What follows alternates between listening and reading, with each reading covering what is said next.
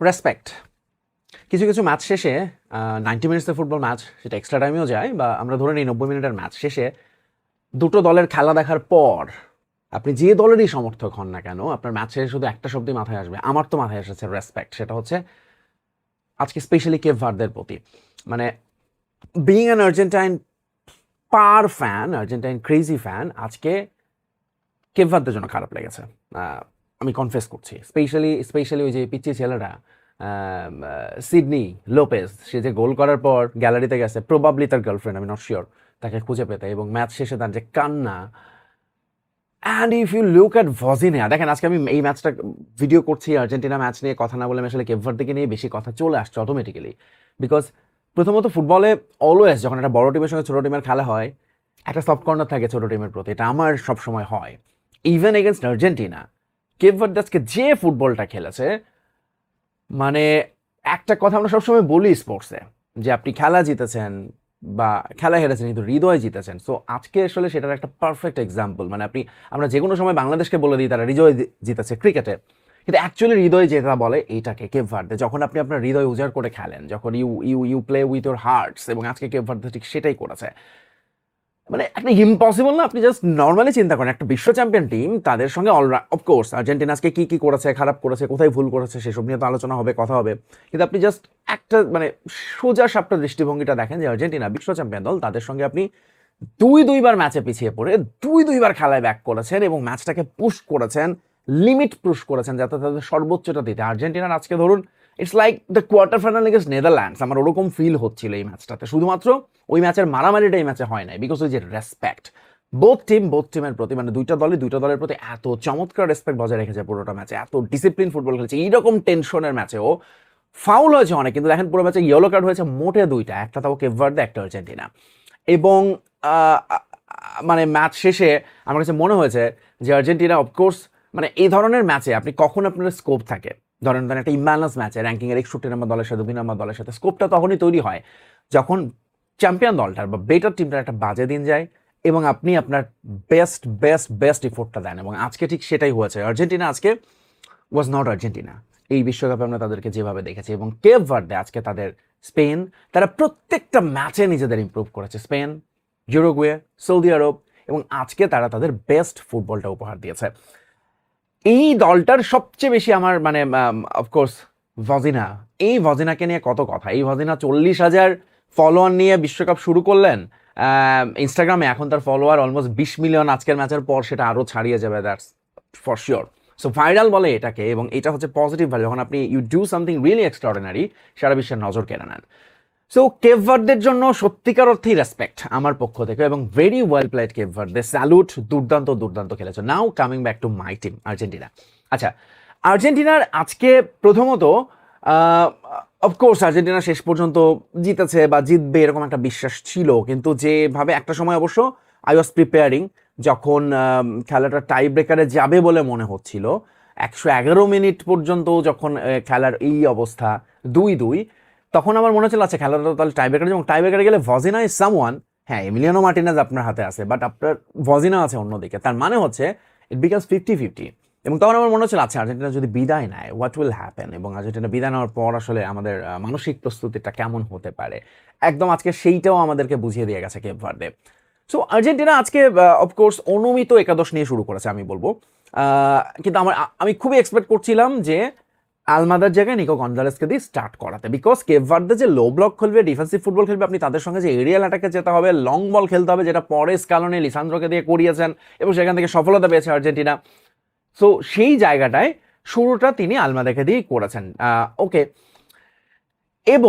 এবং সাবগুলো আজকে স্কালোনির সঙ্গে আপনি একমত হতে পারবেন না, কারণ হচ্ছে যে আপনার কাছে যেমন আমরা তো খুব ফুটবল বিশেষজ্ঞ, আমরা সবাই, তাই না, আমরা মনে করি আমরা কোচের চেয়ে বেশি বুঝি, কিন্তু ম্যাচ শেষে স্কালোনি ইজ রাইট, এটাই আপনার মনে হবে, এবং আমার এক্স্যাক্টলি আজকে এই ফিলিংসটাই হচ্ছে।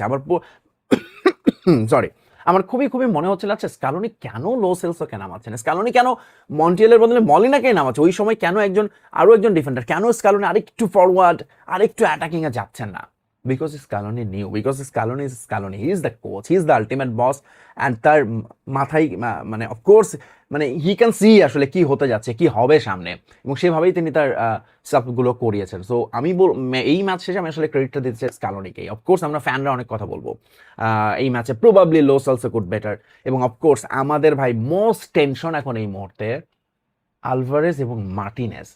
হোয়াটস রং, what is happening with them, মানে তারা কেন মানে গোলে শটই নিতে পারতেছে না, সেই ঘুরে ফিরে লিওনেল মেসিকে যেতে হচ্ছে, সেই ঘুরে ফিরে লিওনেল মেসিকে মিডফিল্ড খুঁজে নিচ্ছে, লিওনেল মেসি ডি বক্সে ঢুকছেন, লিওনেল মেসি ডি বক্সের বাইরে থেকে শট নিচ্ছেন, লিওনেল মেসি ফ্রি কিক করছেন, মানে এভরিওয়ার ইজ মেসি। তাহলে আমাদের ফরওয়ার্ডের আলভারেজ, মার্টিনেজ, এই দুজনের আসলে কাজটা কি? দুজনই সমানভাবে ব্যর্থ হয়ে চলেছেন, দুজনই সমানভাবে ব্যর্থ হয়ে চলেছেন, যেটা আর্জেন্টিনার জন্য ভয়াবহ চিন্তার, ভয়াবহ চিন্তার।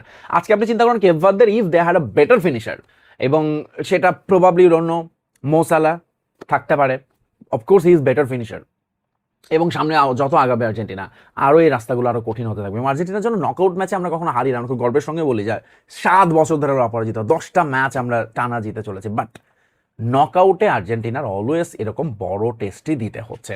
এবং আবারও যেটা বললাম, গ্রুপ পর্বের আর্জেন্টিনা, নকআউটের আর্জেন্টিনার মধ্যে আজকের খেলা, যেখানে কেপ ভার্দের খেলার গ্রাফ উপরে উঠেছে, আর্জেন্টিনার খেলার গ্রাফটা বরং সামান্য হলো নিচে নেমেছে, হুইচ ইজ ফ্রাস্ট্রেটিং।